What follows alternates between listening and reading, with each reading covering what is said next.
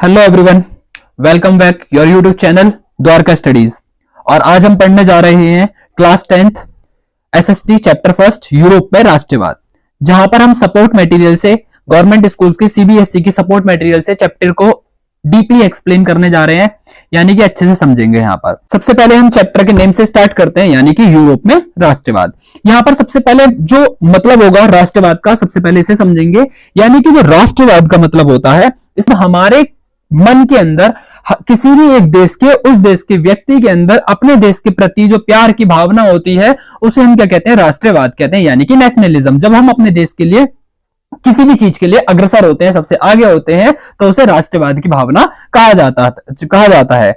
यानी कि जो हम चैप्टर फर्स्ट पढ़ने जा रहे हैं, वहां पर हम इस चैप्टर के अंदर पढ़ेंगे कि जो यूरोप के लोग थे, उनके मन में राष्ट्रवाद यानी कि अपने देश को उपनिवेश से किस प्रकार से बाहर निकाला गया, उसका उदय यानी कि शुरुआत पढ़ेंगे। ठीक है, तो इस चैप्टर के अंदर मैं आपको इंपॉर्टेंट क्वेश्चंस और सारी चीजें बताने वाला हूं।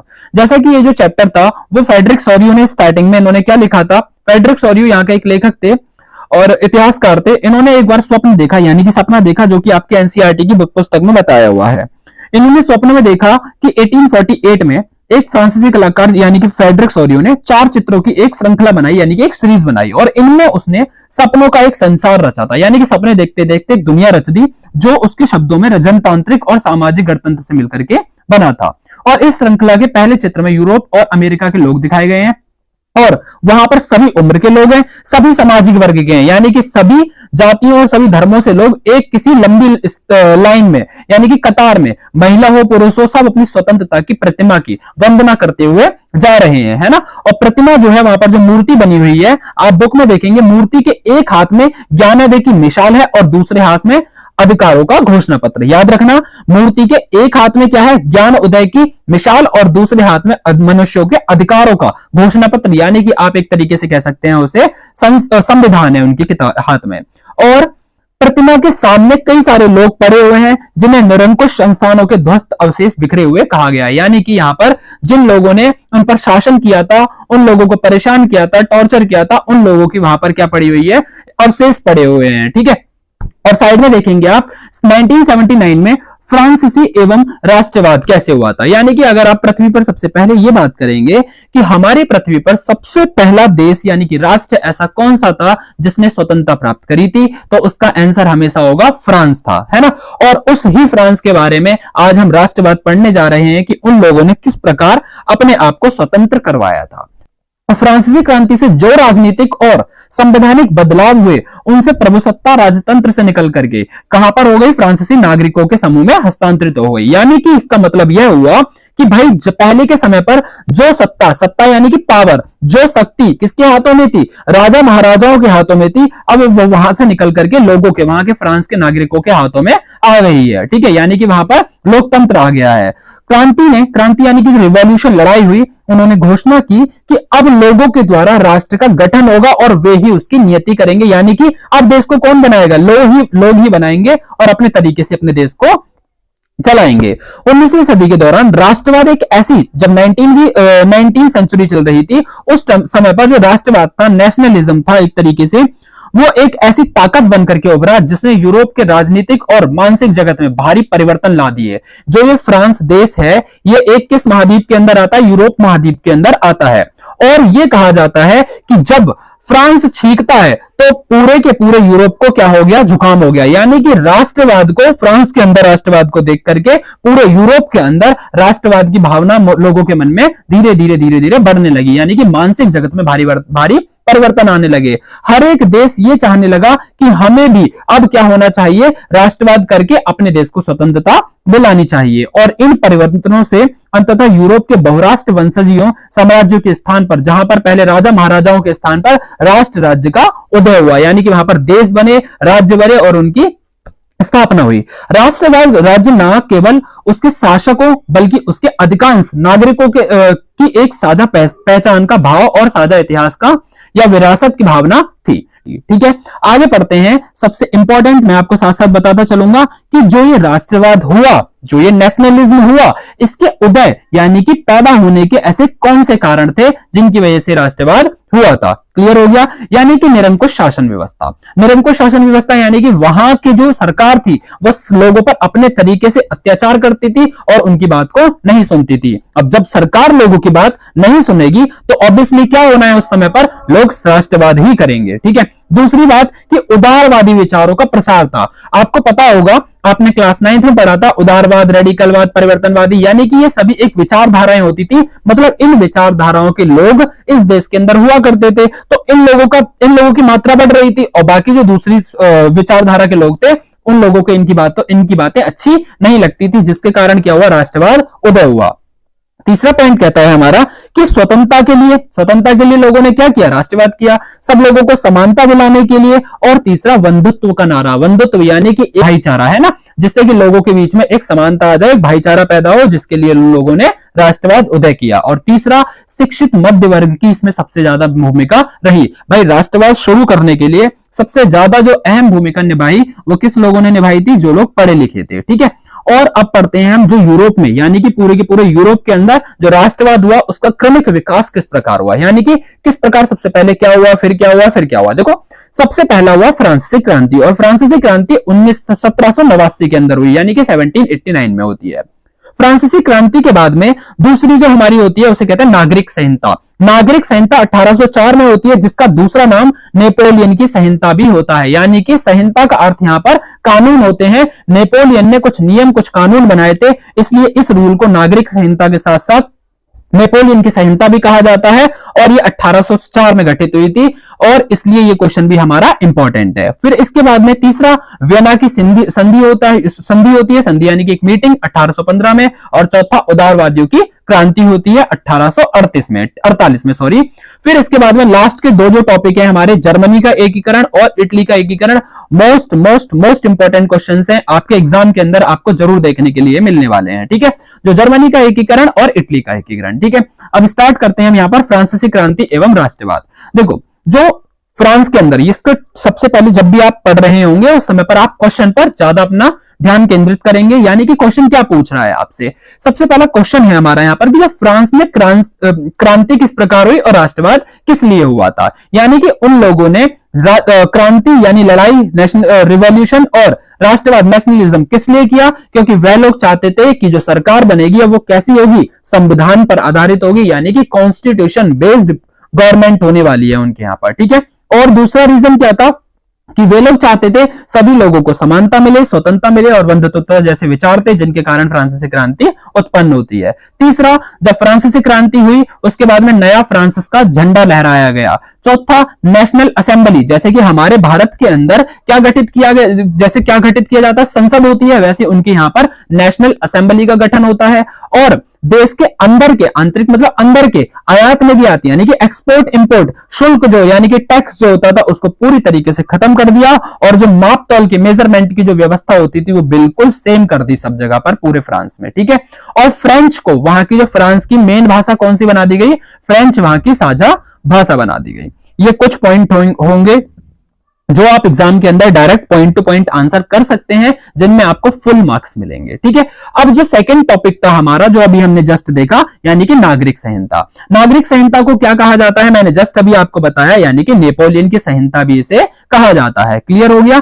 यानी कि देखो नेपोलियन ने लोगों के लिए, जब नेपोलियन बोनापार्ट आया था, इसने लोगों के लिए कुछ रूल्स बनाए थे, जो कि क्या थे, जैसे कि उसने कहा था कि जन्म पर आधारित विशेष अधिकारों को समाप्त कर दिया। यही जन्म सिद्ध अधिकार प्राप्त होते हैं, वे अधिकारों की इन्होंने समाप्ति कर दी थी। ठीक है।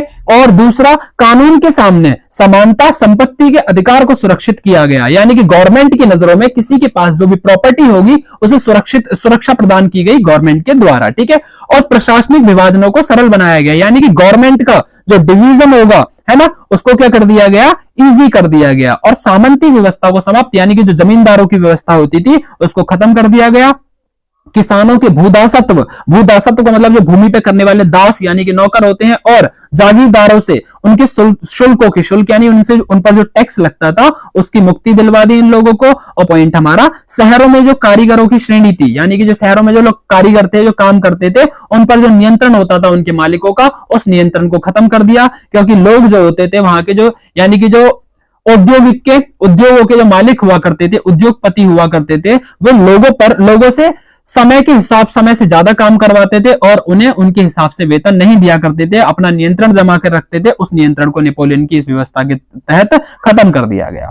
ठीक है, अगले टॉपिक पर हम आते हैं। अपने इंपॉर्टेंट टॉपिक है, आपके एग्जाम के अंदर ये क्वेश्चन कई बार आता है। ठीक है, यानी कि फ्रांस में उदारवाद, राष्ट्रवाद, और वो किस रूप में पढ़ेंगे, राजनीतिक रूप में और आर्थिक रूप में। ठीक है, देखो उदारवाद की इन लोगों की क्या राष्ट्रवाद था, इन्होंने क्या चाहा था उदारवादियों ने, यानी कि विचारधारा थी कि जो सरकार होगी वो सहमति पर आधारित सरकार होगी, सभी की संविधान आधारित होगी, शासन कैसा होना चाहिए, संविधान आधारित होना चाहिए, संसदीय सरकार या प्रतिनिधित्व आधारित होनी चाहिए, यानी कि गवर्नमेंट कैसी होगी, संसद के बेस पर या फिर प्रतिनिधि यानी कि चुनाव के बेस पर होनी चाहिए, और विशेष अधिकार जितने भी होते हैं उनका अंत होना चाहिए। विशेष अधिकार जैसे कि हमारे भारत के अंदर लोगों को एससी, ओबीसी, एसटी यहां पर सरकार के द्वारा कुछ विशेष अधिकार दिए जाते हैं। इस प्रकार के जो भी विशेष अधिकार हुआ करते थे यहां पर, उन सभी का अंत कर दिया गया। और राजनीतिक रूप से कानून के समक्ष सभी को समानता दी गई। मताधिकार को यानी कि वोट डालने का अधिकार सभी के लिए रखा। ये जो उदारवादी थे इनका कहना था कि जो वोट डालने का अधिकार तो है लेकिन सबके लिए नहीं होगा। अगेन कि उदारवादी ये मानते थे कि वोट डालने का, मत का अधिकार होना चाहिए लेकिन सबके लिए नहीं होना चाहिए। मुक्त बाजार था, फ्री मार्केट थी, और जो वस्तुओं का आयात निर्यात होता था उन पर जो भी प्रतिबंध, उन पर जो भी रोक टोक लगती थी उससे मुक्ति दिलवा दी थी। ठीक है, फिर उसके बाद में यहां पर 1815 के बाद उपरांत यानी कि बाद में यूरोप में रूढ़िवाद शुरू हुआ। यानी कि देखो क्या होता है, 1815 में नेपोलियन हार गया है ना, क्योंकि उसने क्रूरता के साथ या फिर अत्याचार करना शुरू कर दिए थे लोगों पर, और उसके बाद में यूरोप की जो सरकार थी वहां का झुकाव फिर से रूढ़िवाद की तरफ, क्योंकि यहाँ पर अभी उदारवादी था ऊपर, तो इनके नेपोलियन के जाने के बाद वहां पर लोग फिर से रूढ़िवाद की तरफ बढ़ गए और अपनी राजनीतिक विचारधारा के अनुरूप रूढ़िवादियों ने स्थापित संस्थाओं, रीति रिवाजों और परंपराओं को मान्यता दी, और तीव्र परिवर्तन यानी कि जो रूढ़िवादी चाहते थे तेज एक साथ बहुत जल्दी सारी चीजों का पर क्या हो जाए, परिवर्तन हो जाए, इनके विकास पर जोर दिया गया। और इस परिप्रेक्ष्य में एक शिखर सम्मेलन किया गया जिसे कांग्रेस कहा गया है ना, और इसका आयोजन वियना में हुआ, और इस कांग्रेस का आयोजन ऑस्ट्रिया के चांसलर ड्यूक मेटरनिक ने किया था। इस कांग्रेस ने वियना की संधि पर हस्ताक्षर किए थे और उसी के बाद वियना की संधि शुरू होती है। वियना एक जगह, यहां पर एक मीटिंग होती है 1815 में, और उसमें कुछ बातें रखी जाती हैं, जैसा कि कहा जाता है कि जो फ्रांस में, आपने क्लास 9th में लुई 16 के बारे में पढ़ा था कि बुर्बो राजवंश था, यानी कि लुई था, उनके राजवंश की दोबारा से स्थापना की गई। ऐसी मीटिंग में बातें रखी गई 1815 में जो वियना में संधि हुई कि फ्रांस के अंदर अगेन दोबारा बुर्बो राजवंश को लाया जाए। दूसरा, इसका मुख्य उद्देश्य क्या था कि यूरोप में दोबारा से एक रूढ़िवादी व्यवस्था कायम करना। किसकी जगह पर, उदारवादी है, उदारवादी की जगह पर रूढ़िवादी व्यवस्था को दोबारा से कायम करना। तीसरा, फ्रांस ने उन इलाकों पर से अपना आधिपत्य खो दिया जिसमें जो नेपोलियन के समय में जीते थे, यानी कि नेपोलियन ने जब फ्रांस पर अपना शासन स्थापित किया था उस समय पर उसने ऑस्ट्रेलिया, डेनमार्क और फ्रांस, इन सभी इसके जो पड़ोसी राज्य थे, देश थे, उन सभी को अपने अंडर में कर लिया था, जीत लिया था। उनसे फिर से जब 1815 में वियना में संधि हुई, उनसे अधिकार इन्होंने फिर से खो दिया फ्रांस ने, और फ्रांस की सीमा का जो विस्तार हो रहा था उस पर अब फ्रांस ने क्या कर दी, नए राज्यों की स्थापना पर रोक लगा दी पूरी तरीके से। क्लियर हो गया। लास्ट टॉपिक मैंने आपको बताया था यहां पर कि क्वेश्चन बहुत बहुत बहुत इंपॉर्टेंट है आपके एग्जाम के अंदर, इसके 100% चांस है दोनों के आने के, यानी कि जर्मनी का एकीकरण और इटली का एकीकरण। जैसा कि सपोर्ट में दिया हुआ है कि 1866 से लेकर 1871 के बीच में ये होता है। ठीक है, अब सबसे पहली बात, जो जर्मनी का एकीकरण का मतलब होता है, यानी कि जो जर्मनी में यूनिफिकेशन होता है, जर्मनी को एक किया जाता है, तो एक करने के लिए कौन कौन ऐसे लोग होते हैं जिनकी इसमें भूमिका होती है, कब शुरू होता है, कब खत्म होता है, खत्म होने के बाद नए राजा किसको बनाया जाता है, ये सारी चीजें यहां पर दी हुई हैं। यानी कि जो जर्मनी का एकीकरण हुआ, एकीकरण किसके नेतृत्व में किया गया, प्रसा एक जगह थी है ना, और उसके नेतृत्व में एकीकरण होता है जर्मनी का। प्रसा जो था उसके जो प्रमुख मंत्री थे जिनका नाम था ऑटो वन बिस्मार्क। क्या नाम था, ऑटो वन बिस्मार्क। इन्होंने जर्मनी को एक करने में सबसे ज्यादा रोल निभाया था अपना, यानी कि अहम भूमिका अदा की थी। किसने, ऑटो वन बिस्मार्क ने। क्लियर हुआ। ये कहां के थे, प्रसा के थे। तीसरा, इनके यहां पर जर्मनी में 7 सालों तक, 7 वर्षों तक, 7 वर्षों के दौरान ऑस्ट्रेलिया, डेनमार्क और फ्रांस, इन तीनों से युद्ध में प्रशा की जीत हुई थी और एकीकरण पूरा हुआ। यानी कि जो अभी हमने जस्ट ऊपर मैंने आपको बताया कि नेपोलियन जब फ्रांस में आया था तो उन्होंने इन तीनों को क्या कर लिया था, जीत लिया था। लेकिन जब जर्मनी ने अपना एकीकरण चालू करा तो इन अपने राज्यों को वापस फ्रांस से ले लिया। यानी कि किस किस को, ऑस्ट्रिया को, डेनमार्क को और फ्रांस को। इन तीनों में युद्ध में प्रशा की जीत हुई और एकीकरण यहां पर जर्मनी का पूरा हो जाता है। जब एकीकरण पूरा हो गया यानी कि देश अगेन अपना वापस आ गया, तो 1871 में यानी कि 1871 में केसर विलियम, यहां पर थोड़ा गलत लिखा हुआ है, इसका आंसर केसर विलियम है, इनको प्रथम नए साम्राज्य राजा घोषित किया गया और जर्मनी के एकीकरण के यूरोप में प्रशा को महाशक्ति के रूप में स्थापित किया गया। फिर पांचवा, जब नया देश बन गया उसके बाद में क्या होता है, नई जर्मन की वहां पर मनी बनती है, बैंकिंग प्रणाली आ जाती है, न्यायिक व्यवस्था यानी कि न्याय की नई व्यवस्था आ जाती है, टेक्नोलॉजी पर जोर दिया जाता है। क्लियर हो गया होगा ये पॉइंट आपको, ठीक है, इंपॉर्टेंट था, अच्छे से पढ़ लेना। नेक्स्ट टॉपिक है हमारा इटली में एकीकरण, यानी कि जो इटली होती है इसके अंदर यूनिफिकेशन किस तरीके से होता है। ठीक है, तो भाई इसकी जो डेट है वो बुक्स में अलग दी हुई है और यहां पर अलग दी हुई है, एक बार आप देख लीजिएगा एनसीईआरटी में क्या दी हुई है। यानी कि 1859 टू 1870 में इटली का क्या होता है, यूनिफिकेशन होता है। और इटली जो था वो टोटल 7 स्टेट में डिवाइड था, यानी कि 7 राज्यों में इटली बटा हुआ था। अब उन 7 राज्यों का यहां पर क्या हो रहा है, यूनिफिकेशन हो रहा है, यानी कि उनका एकीकरण की प्रक्रिया यहां पर हो रही है। और इटली 1830 से दशक से जूसेप्पे मेज़्ज़िनी ने इटली के एकीकरण के लिए कार्यक्रम प्रस्तुत किया। यानी कि अगर आपसे कोई पूछता है कि इटली में जो एकीकरण हुआ उसके लिए किस व्यक्ति ने उसका कार्यक्रम प्रस्तुत किया था, तो आंसर होगा जूसेप्पे मेज़्ज़िनी ने किया था। ठीक है, और इसके बाद में इन्होंने 1830 से, जूसेप्पे ने 1830 से 1848 तक लड़ाई लड़ी, यानी कि क्रांतिकारी विद्रोह किए, जो कि क्या हुए हैं, लास्ट में जाकर के असफल हुए, यानी कि वो इनमें हार गए थे। लेकिन 1859 में यानी कि 1859 में जो फ्रांस के अंदर एक सर्डिनिया पीडमोंट ने एक चतुर कूटनीति यानी कि एक तरीका अपनाया, संधि की, जिसके माध्यम से उन्होंने क्या करा, ऑस्ट्रिया के जितने भी बल थे उन सभी को हरा दिया। क्या किया था उन्होंने, फ्रांस में सर्डिनिया पीडमोंट में एक चतुर कूटनीति अपनाई थी, एक तरीका अपनाया था, मतलब संधि करके, और जिसके माध्यम से ऑस्ट्रिया के बलों को हरा दिया था। लास्ट जो 5वां टॉपिक है 1861 में, जब अब यहां पर क्या हुआ, ऑस्ट्रिया को हरा दिया, यानी कि जर्मनी अब एकीकरण पूरा हो गया, तो अब नए राजा बनने हैं। तो 1861 में इमैनुअल द्वितीय को, यानी कि जैसे वहां पर लुई 16 होता था, 16वां राजा, यहां पर इमैनुअल दूसरा यानी कि दूसरे को राजा, इमैनुअल द्वितीय को एकीकृत इटली का राजा घोषित कर दिया गया और यहां पर जर्मनी का इटलीकरण इस प्रकार से हमारा पूरा होता है। क्लियर हुआ यहां तक?